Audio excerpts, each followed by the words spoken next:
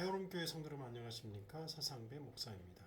오늘은 누가복음 24장 44절에서 49절 말씀으로 너희는 이 모든 일의 증인이라 라는 제목으로 말씀드리겠습니다.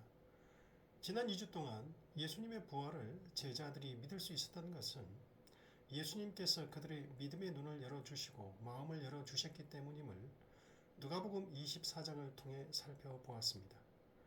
우리는 자신이 하나님을 믿기로 선택하여 예수님을 믿는 것으로 생각할 수 있지만 성경 말씀을 살펴보니 성령 하나님께서 우리의 마음을 열어주시지 않았다면 우리도 결코 예수님을 구주로 영접할 수 없었음을 인정하게 됩니다. 우리가 자신의 의지나 노력으로 태어날 수 없었듯이 우리의 영생을 결정하는 믿음과 구원의 문제도 전적인 하나님의 은혜임을 절실하게 인정하고 감사하게 생각합니다. 사도 바울이 내가 나 된 것은 하나님의 은혜로 된 것이라고 고백한 고린도전서 15장의 말씀이 전적으로 동의가 되고 마음의 깊이와 닿습니다.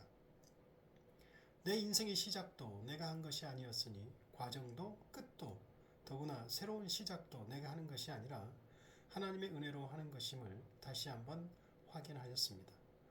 부활하신 예수님은 제자들의 눈과 마음을 열어 부활을 믿게 하셨을 뿐만 아니라 영적 시야를 열어서 자신에 관한 성경 말씀을 깨닫게 하셨습니다. 부활을 비롯하여 예수님의 고난과 죽음에 대한 신령한 의미는 예수님이 초자연적으로 열어주기 전까지 제자들은 전혀 깨닫지 못했습니다. 누가복음 9장 44절 이 말을 너희 귀에 담아두라. 인자가 장차 사람들의 손에 넘겨지리라 하시되 그들이 이 말씀을 알지 못하니 이는 그들로 깨닫지 못하게 숨긴 바 되었습니다. 또 그들은 이 말씀을 묻기도 무서워 두려워하더라. 이렇게 깨닫지 못하는 영적인 무지함에 대해 사도 바울은 자신의 동족인 유대인들이 마음이 완고하여 구약을 읽을 때에 마음의 눈앞에 수건이 드리워져 있다고 표현했습니다. 그들에게 씌워진 수건은 하나님 예수님을 믿어야만 벗겨진다고 했습니다. 이는 아마 자신의 경험을 토대로 표현한 것 같습니다. 바울이 다메섹 도상에서 강제적으로 예수님을 만나 그의 눈이 3일 동안 멀었다가 주께서 보낸 사자인 아나니아가 안수하자 즉시 그의 눈에서 비늘 같은 것이 벗겨져 보게 되었는데 그의 이런 경험을 토대로 고린도 후서에서 다음과 같이 표현한 것 같습니다. 고린도서 3장 14절 그러나 그들의 마음이 완고하여 오늘까지도 구약을 읽을 때에 그 수건이 벗겨지지 아니하고 있으니 그 수건은 그리스도 안에서 없어질 것이라. 오늘까지 모세의 글을 읽을 때 수건이 그 마음을 덮었도다. 그러나 언제든지 주께로 돌아가면 그 수건이 벗겨지리라. 예수님은 이렇게 제자들의 마음을 열어서 구약 성경에 자신에 관해 쓰여진 말씀을 깨닫게 하셨습니다. 이전에는 제자들의 이해력이 둔했지만 부활하신 예수님의 마음을 열어주자 마음의 수건을 걷어주시자 눈의 비늘을 벗겨주시자 선명하게 보고 깨닫게 되었습니다.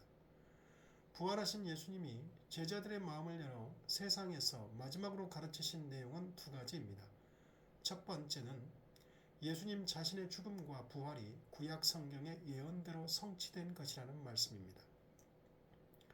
성경은 인류 구원을 위한 하나님의 구원 계획과 성취라는 분명한 주제를 가지고 있습니다.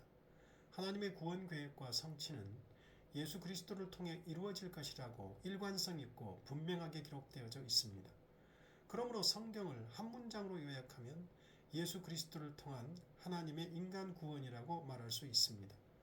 인간이 타락하자마자 하나님은 여자의 후손으로 오실 예수 그리스도를 통해 인간을 유혹한 사탄의 머리를 상하게 하시고 인간을 구원하시겠다는 말씀을 하셨습니다. 아브라함을 택하실 때부터 그의 후손을 통해 천하 만민이 복을 얻을 것을 말씀하시므로 아브라함의 후손으로 오실 예수 그리스도를 통해 천하 만민이 구원을 얻을 것을 말씀하셨습니다. 민수기에서는 불순종한 이스라엘 백성들이 불뱀에 물려 죽어갈 때 하나님께서는 모세에게 놋뱀을 만들어 장대 위에 높이 달게 하고 그것을 본 자마다 살려주셨는데 이것은 장차 나무 십자가에 달려 죽으실 예수님을 보고 믿는 자가 구원받을 것을 예표하는 사건이었습니다. 이사야 7장 14절에서는 동정녀 마리아의 몸에서 태어날 아기 예수님을 정확하게 예언하였고 시편 16편에서는 하나님께서 예수님을 죽음에서 부활시키실 것을 이미 노래하였습니다. 이사야 선지자는 53장에서 우리를 위해 고난받고 십자가를 지실 예수님을 매우 구체적으로 예언을 하여 우리 모두가 알고 기억하고 있습니다. 에레미야서도 다음과 같이 예수님을 분명하게 예언하였습니다. 에레미야 23장 5절 여호와의 말씀이니라 보라 때가 이르리니 내가 다윗에게 한 의로운 가지를 일으킬 것이라 그가 왕이 되어 지혜롭게 다스리며 세상에서 정의와 공의를 행할 것이며 그의 날에 유다는 구원을 받겠고 이스라엘은 평안히 살 것이며 그의 이름은 여호와 우리의 공이라 일컬음을 받으리라. 에레미야 33장 14절 그날 그때 내가 다윗에게서 한 공의로운 가지가 나게 하리니 그가 이 땅에 정의와 공의를 실행할 것이라. 그날에 유다가 구원을 받겠고 예루살렘이 안전히 살 것이며 이 성은 여호와의 우리의 의라는 이름을 얻으리라. 여호와는 우리의 의라는 이름을 얻으리라. 미가 선지자는 베들레헴에서 탄생할 아기 예수님에 대해서 정확하게 예언을 했고 그대로 이루어졌습니다. 미가서 5장 2절 베들레헴 에브라다야 너는 유다 족속 중에 작을지라도 이스라엘을 다스릴 자가 내게로 나올 것이라. 그의 근본은 상고의 영혼에 있느니라. 스가랴 선지자는 나귀 새끼를 타고 예루살렘에 입성하실 예수님을 예언했고 예수님은 그 예언대로 나귀 새끼를 타고 입성함으로 성경의 예언을 이루셨습니다.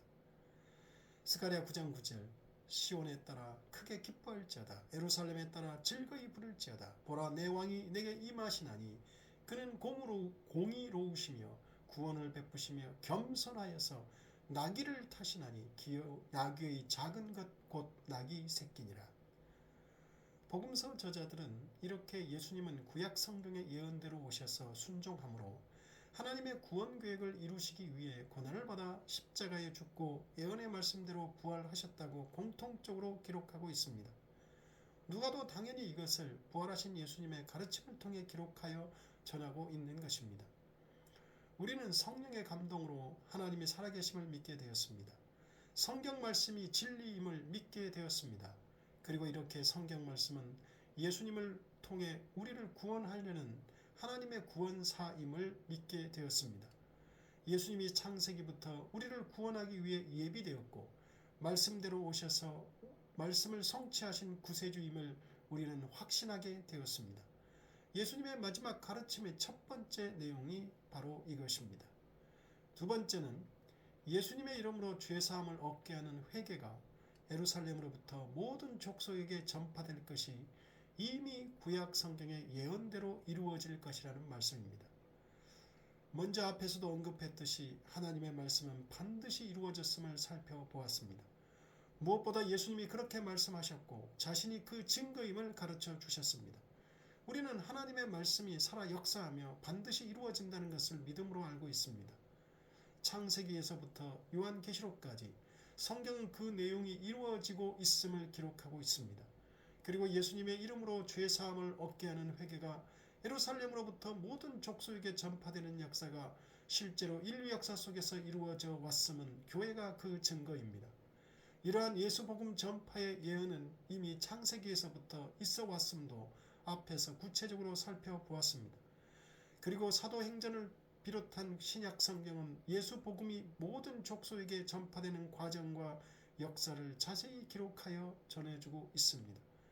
특히 동일한 저자가 기록한 사도행전은 예수 복음 전파의 초기 역사를 매우 구체적으로 전해주고 있습니다. 누가는 예수님의 이 가르침을 기록함으로 사도행전에서 이 말씀이 어떻게 구체적으로 이루어질 것인가를 미리 알려주고 있는 것입니다. 사람은 누구든지 죄를 짓습니다. 어린아이에서부터 죽음을 앞둔 사람에 이르기까지 말이나 행동 그리고 마음으로 죄를 짓지 않는 사람은 단 한 사람도 없습니다.